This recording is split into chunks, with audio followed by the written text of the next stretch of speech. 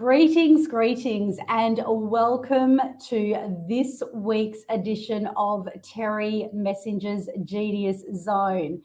And today we are going to bring on board a beautiful lady, a beautiful coach, a lady that really has put her heart and soul into helping business owners and really bringing them into their full capacity. So as I introduce you to this lady, I'm just wanting to remind everybody here that's watching that this is the space and the place where we bring value, magic, and we enter into the genius zone of many people, because I believe every single one of us have that point of difference. And when we're authentic, when we can bring that out, when we can extrapolate what is the true God-given gift, that's when your whole life begins to shine. So with no further ado, I am going to bring on the beautiful Pamella. Hi, Pamella, how are you? Hello, I'm very good, thank you. How are you? I'm well, thank you. And so, Pamella, I just want to really begin by saying, whereabouts are you? I'm currently in Australia. Okay, and which part? I'm in Queensland, Brisbane at the moment. Oh, wow, the beautiful Gold Coast. You are in that place. Oh, I love Queensland. I love the Gold Coast. So, of course, as you know, I'm over here in Perth, Western Australia. So it's very rare I do get to connect with people that are so close, because most of my people, they're over in Europe or they're in the USA. And they're all over the world. So welcome to this show. And I really just want to give you that introduction and also the stage so that you can really bring some powerful gold nuggets to our audience. And of course, you know, everybody wants to know, like, where did it all begin? Where did everything, start? Because everything has a starting point, right? And I've come to know that literally every single person's zone of genius always comes from a passion and a place of, where they've kind of gone through some kind of suffering. They've seen a gap. They've gone through other things, and then suddenly, boom. So I'd love to hear your story. So I believe you're a London girl. So can you tell us about your beginnings? Yeah, of course. Well, there's a few beginnings depending on where you want to start. But as you can probably tell from my accent, even though I'm based in Australia, I'm actually British. So I've always been a corporate city London girl, not from London, but lived in London for 8 years. And I was bang in the middle of building my corporate career dream. It was everything I thought I wanted and everything I was aiming for, and I achieved it. I went to university to do a business degree with human resources. I went into a career in recruitment and HR, and I did that successfully and loved it. It was everything I thought I once wanted. And this is part of the journey. I thought I did everything right, and I thought I was doing everything as I should. And interestingly, I actually delayed going to university because I didn't really know what I wanted. So my journey technically started a little bit before that, because in trying to identify what it is that lights me up, it was really through process of elimination. And where I landed was A-level topics such as like psychology, sociology, English, business. I thought it's something about people, something about the fascination of why we are the way we are, who we are intrinsically, what's our purpose, what are we doing on this planet. And when you're encouraged at such a young age as a teenager to make these life decisions, I wanted to make the right decision that would build me up for the future of financial security, of career security, and of just doing all the right things. So after a gap year, I took some time to figure out what that would be, and I landed on business and human resources. I didn't want to be a nurse dealing with sick people. I didn't want to be a teacher dealing with children. And that kind of left business to be like the only vocation I really knew about when I was that age. So I found my way into this career path, and it was interesting. I thought I enjoyed it, and to be honest, a big part of me did. It was an identity that I had set myself up for, and a lot of my clients really resonate with this. They chose a career at such a young age. They followed it through like the good girl they are, did all the right things, and you hit a point in your late 20s, early 30s where you start to think, what the fuck am I doing here, and what is this for? And even though I was reaching a really good level in my corporate HR and recruitment career, I decided I needed a change. I felt like it was the same day. I was on the hamster wheel every day, doing a 9 to 5 just for the money. I thought there must be more than this. So I made a career change into client relationship management. And while that career change was amazing from a financial perspective and from a personal corporate career perspective, it looked great on the LinkedIn. It was something that I could brag about at the barbecues and at the dinner tables with family and friends. I was shifting internally, and my desire to connect to something greater was becoming louder in my questioning of what is this life? What am I doing? Why am I here?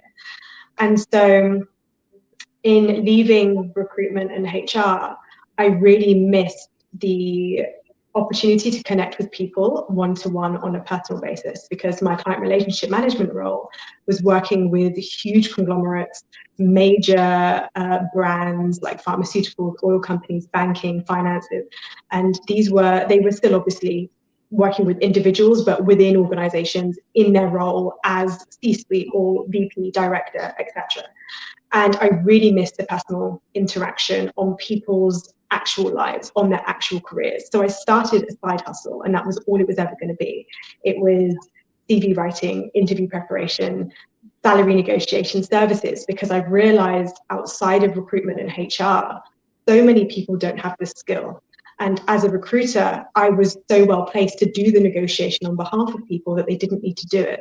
But when I left that world, I could see a huge gap. And as you say, Terry, like there is always a passion, there's a gap in the market, there's opportunity, and I could just see that people needed this help. So in my side hustle, as well as doing this career change, I was offering these services. But in those discussions with individuals, when they were coming to me saying, I need a new job, I want more money, I want to feel happier, the discussion was deeper than that. The container was much larger and the context was way bigger. And the real question they were asking is, who am I? What should I be doing with my life? How do I create more fulfillment, more passion, more purpose? And so teaching someone how to write a CV, sure, I can do that. I can help you negotiate your salary, but who you're meant to be, the career that's going to light you up, that's going to make you feel fulfilled and that you're fulfilling your purpose in life, these questions were coming up time and time again. And I had the desire to hold the container in which people can find those answers, because it's not something that I can give you, but it's something that I can guide you through discovering for yourself. So that's how I made my way into life coaching. And I've been somebody that's always been spiritual from a very young age.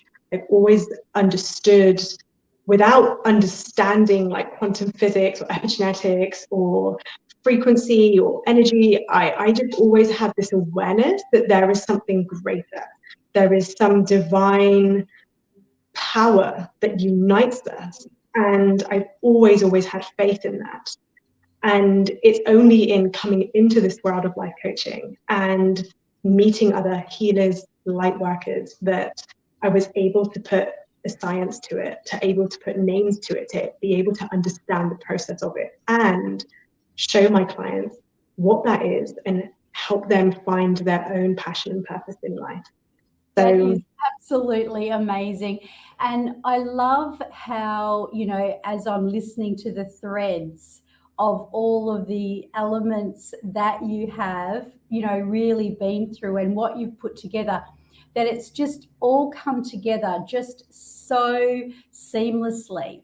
And it's all almost like a journey. I mean, we know that life is not seamless. We know that, you know, we always are going to hit those walls. We're going to hit those obstacles and have all those things. But from what I'm really hearing within you, you have a natural affinity with people. You've got this question that, you know, has obviously been with you, like, why am I here? You know, what is my purpose? And those kind of questions are so incredibly powerful. And these are the kind of questions that lead people to their gold, you know, to that, you know, awareness of being able to ask yourself a question without finding the answer straight away, or without somebody actually telling you exactly what it is. But, you know, when we do ask a question, like Anthony Robbins says, that the power of our questions is like the quality of our lives. So, you know, why am I here? What am I doing? And then I'm hearing that you're also a good negotiator. So I kind of got that little bit of a element of you being able to sort of piece things together and, I guess, yeah, negotiate, bring people together, close deals, or just understand that concept between human interaction. And the other element that I've really picked up from your conversation, which I actually feel is the most important of all, that may just be my own opinion, but that is your actual spirituality and the innate element that you have about your spirituality. It's not like, oh, you know, you were made to go and learn about God or church or anything like that. It was just like a greater sense that I perceived that you have. And interestingly, that was my own experience as well. And I always find whenever I'm interviewing people, there's always gold nuggets. So, you know, I wasn't as fortunate as you in the sense that you kind of went in with a little bit more self-awareness than I did when I was a young person. So you entered into the business world and you kind of went down that arena, and then it kind of opened up and brought you to where you are now, where I had to go through a lot of different doors. But the element that I did also pick up, where there is a bit of a common theme, is that you didn't just jump ship, right? You kind of went into a side hustle, and then that side hustle kind of opened up doors by the sounds of it, and then gave you that kind of confirmation that, you know, this is it. This is what I'm supposed to do. And, you know, I mean, when I was very, very young, I had a similar experience because I was in a role where I was getting closer to the mark of my purpose, but it wasn't quite, obviously it wasn't it, because I was 18 years old at the time. And I'd gone through this terrible experience where I just kept on going through all these different jobs, and I had very low self-esteem. I kept getting fired. And eventually I landed a job in a shoe shop, and unbeknownst to me, I was like this really top sales girl. But you don't know what you don't know. And it was just something that I didn't realize, but it wasn't that I was really good at sales. What it was is I was very good at human interaction. Mm-hmm. So it was kind of that door. So I lost myself in that and really finally found something that I could get my teeth into. And then my father said, I want you to come into real estate with me.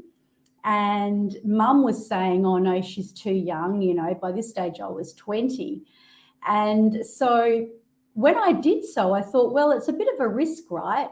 So I kind of called it a side hustle as well. And I sort of opened up that door. So I stepped into it and did that on the weekends. But I entered into a time, I won't even tell you how many years ago it was, because it might have been the year you were born. But, you know, it was a time when the market literally went in real estate and I had no real, information or intellect about what happens in the real estate market. I wasn't aware. I just knew that I loved meeting with people, connecting them with their homes. So it went from being a low market to a complete boom. And that boom was so radical that they had to raise the interest rates to something ungodly that I don't even want to remember. But I remember taking that side hustle to, it was just a side hustle to, I just enveloped it. So, and then of course, that journey for myself. But it sounds like, you began as a side hustle. So when you found that you really obviously loved working in what you're doing, what did you find that most of the people that needed help in business, the people that come to you, what do you find is a general theme that seems to, I guess, afflict people, hold them back, and, the reason that they come to you? It's a good question. I think there's a couple of things. Often my clients are ex-corporate themselves, or they're currently still in a 9-to-5. It doesn't have to be corporate sector, it can be any sector, but in the kind of hamster wheel 9-to-5 grind. And maybe up until this point, they never questioned it like I did. And now, not only are they deciding to do something that's passion and purpose-led and soul-led, and often many of them are coaches themselves, so it's very obviously the same work that we do. It also starts to open up the question, if you're in that line of work that is purpose-led and passion-led and soul-led, it can't help but be spiritual. And if there's anything that the 9-to-5 world is not, is spiritual. And whether you use the word spiritual, there is such a disconnect in the 9-to-5 reality of presenteeism culture, which, yes, it's getting better ever since COVID, thank goodness, but the culture of presenteeism, like having to be there just for the sake of it, bums on seats, the white supremacy culture, the colonizational culture of how Western society and economy even came about. If you work for someone else and you're often not in a career that is passion or purpose led, then by its very nature, you're probably not showing up in your full authenticity. You're probably not doing things that set your soul on fire, make you feel truly heard and seen. So a lot of my clients who are new to the world of coaching or doing some kind of soul-led or purpose-led business, they also start to realize there's a kind of deconditioning process that's happening from the hamster wheel.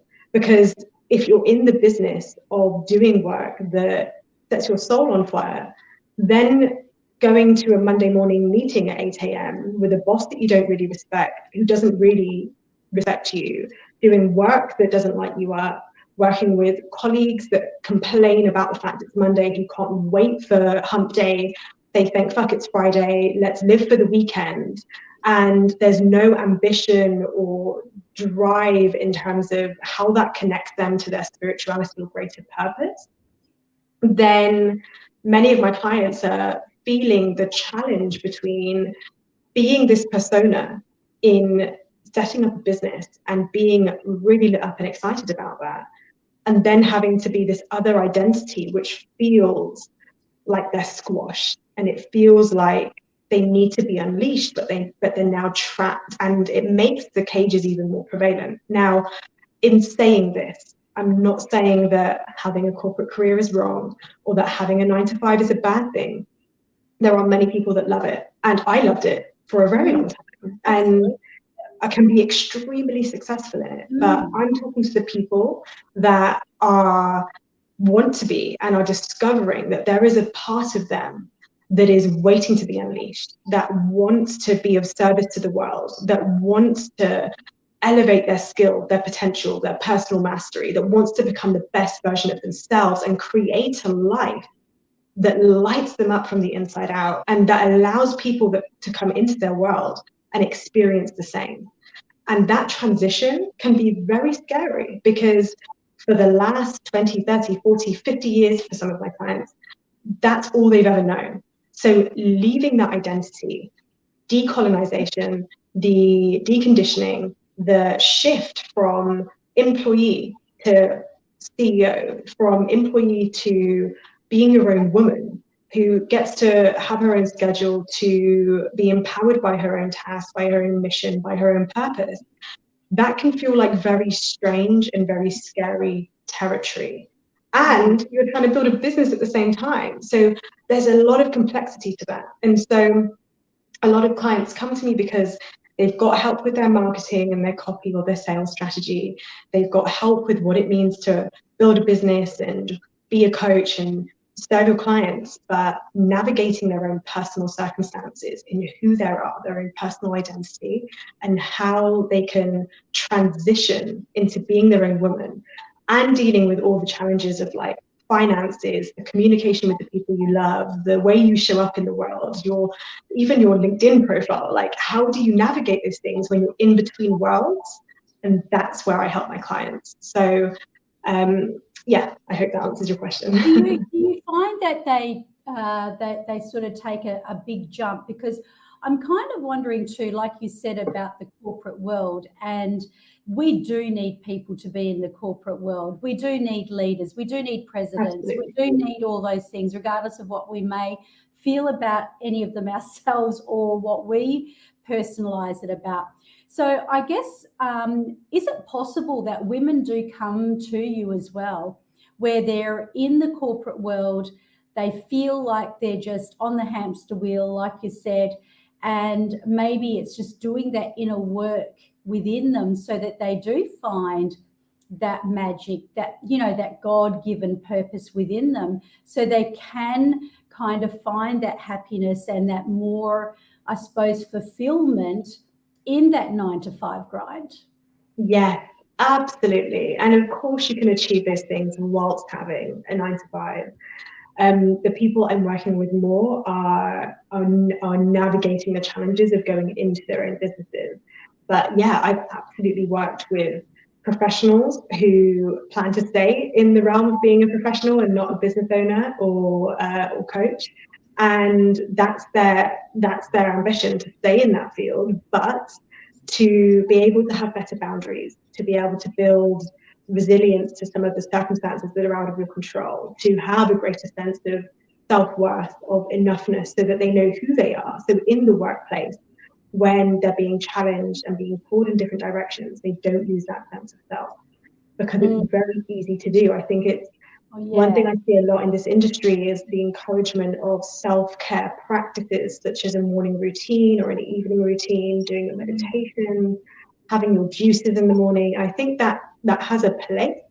But what do you do when your boss is asking you to stay late again? And what do you do when you're in the presentation room or you're in a meeting room and you want to use your voice but you're too scared? On the yoga mat, of course, you're in a bubble and you can be your most empowered self, and that can set you up for success. But it's also who you're being through the workday, where you're navigating these real life challenges that are coming at you. So yeah, this work is absolutely relevant and empowering. So what do you do basically when your boss is an arsehole? You know, really, I guess I'll never forget. It just sort of prompted me there as you were saying that because I do a lot of the NLP and a lot of the modalities, and you know, back in the day when I started in clinic, people came in clinic. And this lady had been seeing me for quite a long time, but she progressively changed so much, radically shifted so many elements in her life. She would then come to see me just every so often so she could have that big boost. And she knew that I wasn't the sort that would get sort of bogged down in all the, you know, the woes and the stories about what's going on in her life. It was more about energetically, you know, what's going on for you, because we all know that, you know, there's always things bubbling under the surface. So usually when a person's like they're in fear or they're feeling that nervousness, and they might have problems going on at work, but then when you look at it, they're sort of linked into their family as well, and or their partner, and all of these things. And when you get to the bottom of it, they're feeling uncertain.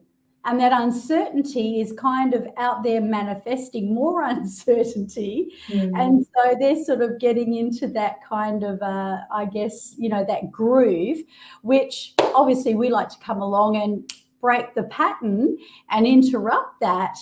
And this particular woman, knowing how all of this kind of works, only because she'd done so much work with me, she walks into my office and she says, I hate my boss. My boss is an asshole. I can't stand my job. I need you to help me, Terry. I need you to help me get. And I said, she goes, what am I going to do? And I said, I don't give advice, right? I've never given you advice in all the years you've been coming to see me.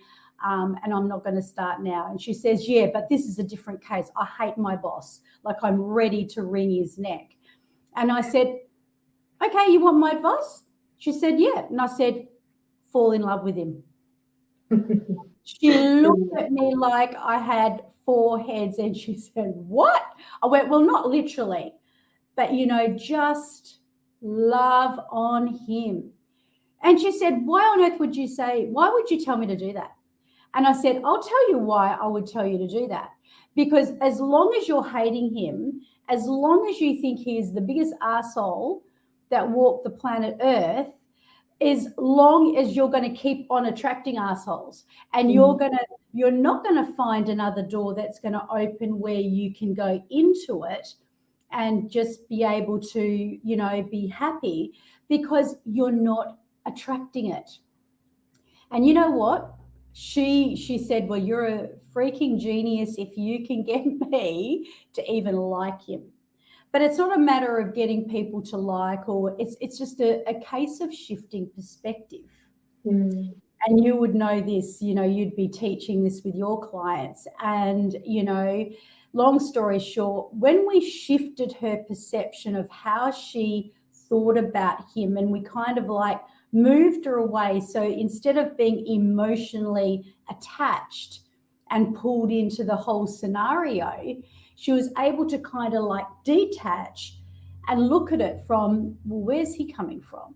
Where's this person coming from? Like, what is it that they require? I mean, just sort of shrinking them down and doing a few little fancy tricks like that, and putting some pajamas and whatever else they do in the world of NLP sometimes, which that's all good if you're having fun. But she came back and she said, Terry, I've been offered a new role. And it was her absolute dream job and her, what she wanted. But, it's interesting how, whatever you're playing out, you can stay miserable and you can stay questioning yourself. But all you're going to do is you're going to stay in that rut and keep on going. So what do you do? Like, what do you find that your clients, what are their biggest breakthroughs? Can you tell me about that? So, maybe even with a story without any names attached, and what you were able to do for that person and how it tremendously really shifted the bar for them and helped them move forward in their life. Can you tell me about that? Oh, yeah. I mean, where do we start? I think ultimately my clients want to go all in on their business. And for them, that often means quitting their corporate career and going all in on their business, which means being able to do that full time. And so that for me is always my favorite win when a client comes to me with that. But it's not even, and that has happened, and the story is as simple as that. But what the real transformation is that is simply one small decision, and it's the tip of the iceberg. It's those individual moments where they come to me and they're like, I have a dream. And you're like, say louder. What's the vision? What's the goal? What's the purpose? How does this fit into where you're going? Why do you want to do this? Like, what's your why? And so as I see a client define what it is they want to achieve, and understand where this is going to fit into the bigger picture of their life and the impact that has on the people around them and what that can do for their own personal circumstances. That's like the early step of the journey. And then every step beyond that, like for one of my clients, it's similar to yours, coming back to me and going, okay, so I know I can't stay in my job forever and the circumstance needs to change, but my experience of that toxic colleague that I just can't stand, who I feel like talks over me all the time, that doesn't respect me, that's always trying to pile more work on me, something shifted. I'm no longer accepting the bullshit that I'm used to receiving. I have boundaries. And I'm so certain in myself that it's not even a problem anymore. And that is beautiful, because those are the kind of shifts that you start to see in their lived reality day to day. And then inside of their business, it's small things like, I'm scared to show up online and I really want to do my website, but I still haven't finished it yet and I can't figure out why. And it's like, well, why do you feel like you need a better website? Because some coach told me to do it, and my mentor said I need a website to get clients. It's like, well, do you love your reasons for it? Because you need to understand, if you're doing things, why are you doing things? So the transformations for me are more in the incremental changes that you see often in between the sessions, where the session is an opportunity for them to often do the deep healing, the self-awareness, how am I going to step into the shoes of my higher self when the real situation is happening in my life? So it sets them up for success and elevates them, as well as does the awareness and the healing work for them to understand why they would otherwise do what they've always done in the first place. Because until you know why you're doing what you're doing, it's difficult to change it. But when you can catch yourself mid-cycle and interrupt it, that's when you're opening a new path. And that's when you start opening a new possibility for your future and your reality. And that's where you have to be comfortable stepping into that unknown, stepping into the uncertainty and the discomfort of not being who you've always been, and step into that version of yourself that you're about to become. And that becoming is empowering and an absolute privilege to witness. And so in between sessions, where they get support on email in between sessions, when I get those emails where it's like, okay, I just stood up for myself, or I just set a boundary in place, or okay, it's been 6 months in the making, but in the last 2 weeks, I just nailed my website. Like, whoa, this is the work, because it's the small things that compound and over time create the big impact and the success. And I think people always celebrate the big milestones, like my first client, the first 5K month, I'm leaving the job. But that's when the people who don't know you celebrate you. The celebrations, the real empowerment is on all the millions of steps in between that, where you're stepping into that version of you. And yes, then the world sees the big celebration at the end, but it's all those little incremental steps that when you get there, you're not even surprised, because it's obviously going to happen. It makes your success inevitable. And for me, that's where the power is. Oh, that's gold. So I love that. That is just gold. And it kind of almost reminds me of, I'm seeing this vision as you're speaking of your client talking with you and you asking them that why question, and them suddenly going, why do I need a website? Or why? Well, why? Okay, good point. Yeah, to do that, right? And honestly, that's that is just so important. People need to understand why they're doing what they're doing, because if they're just doing it and they're sort of almost wrestling with something that sometimes is just going against the grain of their own, of their own value system. So I think that in itself, and also I had a vision of them as they're sort of doing the work with you and they're discovering all this, and you're taking them through this beautiful process, that on the other side of it, they're able to dance in the gaps. So, you know, as they're sort of like moving into their higher self, this is what I was visualizing as you were saying it. It's like, it's not a case of, I'm going to give you 1,000 steps of how to achieve this, or come and I'll teach you a million ways that, you know, you can do that. And then boom, boom, boom, trying to give all this information and total people getting overwhelmed. And you know how it goes, right? Yes. But you're doing the real inner work with them to really just, you know, take them to that next level. And they're sort of like coming back or emailing you, giving you their feedback. And while they're coming back, they've taken all those steps in the gap. So it's almost like you didn't have to go telling them this, and this, but they found it. And that's what I love, because, you know, it's that dancing between the gap of them being in their feminine energy as you're taking them through, and then they're moving into that massive taking aligned action on the other side. Oh, that's amazing. So if there was someone out there listening to you, which there will be on my podcast, and so as they're listening to you, like I know there's a lot of, I know a few women and men as well, but, you know, even close to me that are in the corporate grind, and, you know, they're not happy. They're not feeling like they've got that full satisfaction, you know, where they are, maybe for reasons that you mentioned before. What would you say to these women? I would say that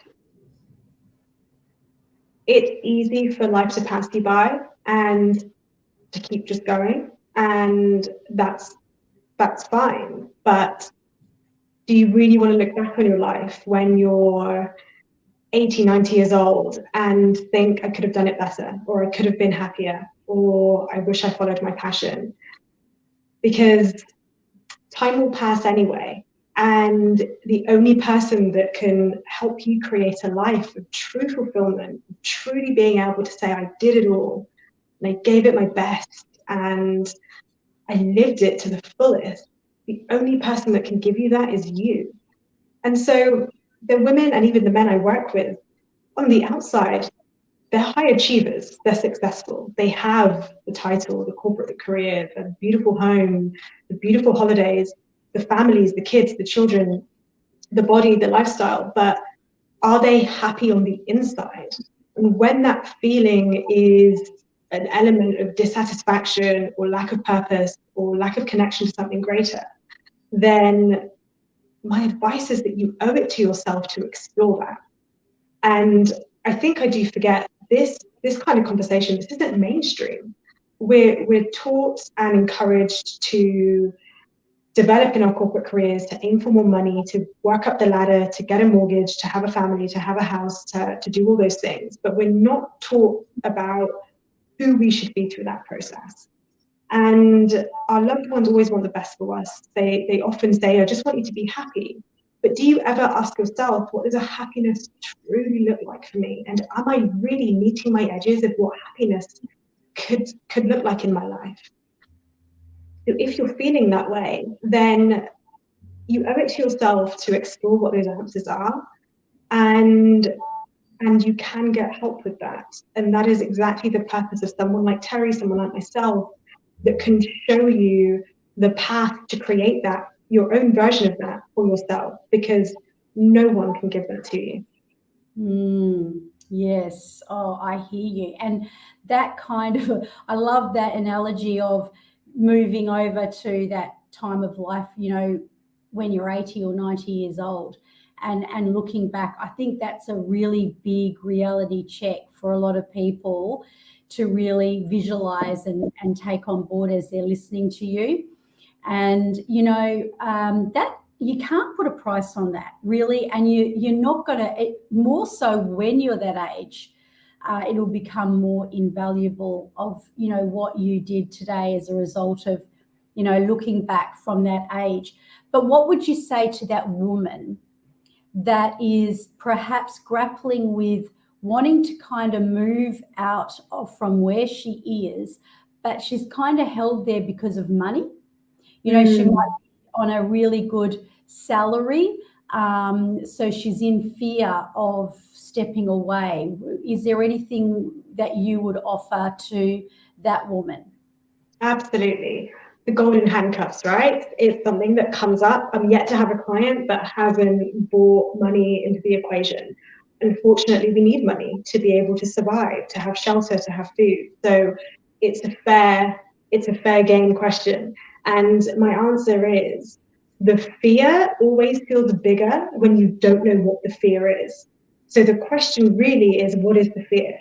Is it that you won't have exactly the same lifestyle that you're used to? Is it the fear that you can't get as good as you've currently got? Because if you really look at what you've currently got, you don't like your boss, you don't like your job, you don't feel aligned in your values. So, and I don't expect you to answer this question if you're listening to the podcast.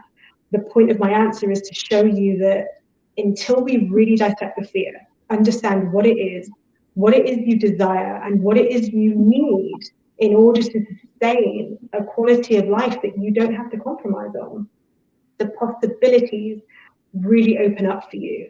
But unless you know how to do that, then it's going to feel pretty scary, and another reason to maybe just sit there and do nothing. But I always say, if you sit there and do nothing, nothing ever stays the same. Nothing ever stays the same. Life will either move upwards or digress. That's the rule of the compound effect. Life is always going to move forward. Is it going to move forward in the direction you want, or is it going to get worse? And so if you don't want it to get worse, then you need to be willing to face that fear, and be willing to get support and invest in support to help you understand what that fear is, so that we can overcome it. Because every single fear can be overcome. I truly believe that. It's quite incredible, actually, how many people are in fear because they're kind of like playing that same question, or what if, you know, and this and that over and over and over in their head. And I actually was with someone, a close relative of mine, the other day, supporting her, and only to a certain degree, of course, being in that, you know, close vicinity. But she was really in this whole cycle of so much uncertainty, and it was literally affecting her at work, and it was affecting her in her relationship.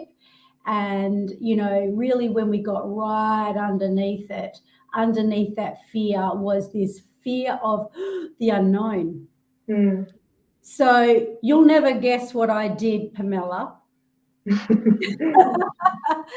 I actually, you know, like, as I said, you know, I said, okay, embody that. Yeah. Jump in the mud. Roll around. What if you did lose your job? Yeah. What is the worst that can happen, right? Let's really go there. Yeah, absolutely. What if your relationship goes kaput? Okay. And then it was just, and I could see that she was going through that whole thing in her head where she was rolling around in the mud, and which is good. And then because she'd been playing this over and over and over, and it's just like, okay, let's just get this over and done with. Let's do it. And then, you know, on the other side, I just said, okay, what are you going to do now to reclaim your power? But you know what I loved about what you said? I've never heard of it before, but I love it. I should call the podcast by the name, The Golden Handcuffs. I've never heard of that one before. Oh, it is. Yeah. People handcuffed by what they perceive as the gold that's holding them there. Wow, that's pretty powerful. Yeah. I reckon you could run a whole program on that. So Pamella, I just want to say thank you for so much of the gold that you have, brought here today, and to people that are listening to you as well. And, it's important that, perhaps if you're out there and you are battling and you're ready to move forward, how is the best way for people to get hold of you? Yeah, you can find me on Instagram or my website. It's both Coaching with Pamella, which is 2L Pamella. So coachingwithpamella.com, or the same for Instagram, or the same for Facebook, or you can find me on LinkedIn at Pamella Pritchard. Beautiful, nice and easy. And I love your name, Pamella. It's just so unique. Where does the name come from? I've asked my mum this question many times. There is no sexy answer. It's just the name that she heard and she liked it. And it's just mine. So yeah, I'm yet to meet another one. So at the moment, I think it's unique, but I'm sure there's more Pamellas in the world. Oh, it's beautiful. And thank you so very much. And, I know there's a lot of people out there that would love to hear more, and you know what to do. And if I could just ask you to wait backstage, and is there anything else you would like to say? Because I know that if someone's got something that is pressing or burning on their heart that they feel they want to share, it's your time, please share if there is something that you'd really like to say to the audience. Thank you so much. No, there isn't anything burning. I think we've covered so much today. I just want to say thank you for listening. And I guess my number one takeaway is, as ever, whether it's a podcast, a book, a workshop, don't just listen and then carry on. If something landed here, you owe it to yourself, to your future, to the people you care about and who get to experience you, to use that information and do something with it. You get one precious life that we know of, and you absolutely get to create a life that you love and that you can't wait to get out of bed for. I truly believe that, and you owe it to yourself to go and do something about it. So go and do something about it. Love it. Just do it. As Richard Branson says, just do it. Get up and go and do it. So thank you so much. And I look forward to having you on the show again sometime. Thank you so much, Terry. It's been a pleasure.